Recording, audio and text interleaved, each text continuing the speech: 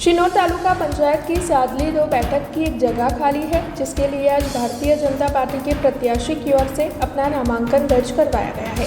दरअसल शिनोर तालुका पंचायत की सादली 2 बैठक के तालुका पंचायत सदस्य निरूपाल सिंह मांगरोला इस वक्त विदेश में है, इसीलिए उनकी बैठक खाली है, जिसके मद्देनजर वहां पर पेटा चुनाव का आयोजन होने वाला है। तब भाजपा के प्रत्याशी प्रकाश भाई पटेल ने आज विधायक अक्षय भाई पटेल और शिनोर तालुका भाजपा प्रमुख संकेत पटेल की मौजूदगी में अपना नामांकन दर्ज करवाया है। आज रोज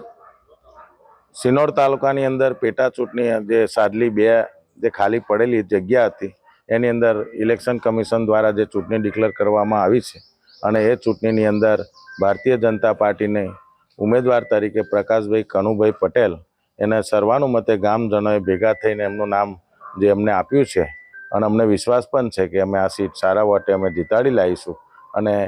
एमनुं फॉर्म आज अहींया रजू करी मामलतदारश्रीने सुप्रत करीशुं। हमसे जुड़े रहने के लिए हमारे YouTube चैनल को सब्सक्राइब करें और नई वीडियो की नोटिफिकेशन के लिए बेल आइकॉन को दबाएं।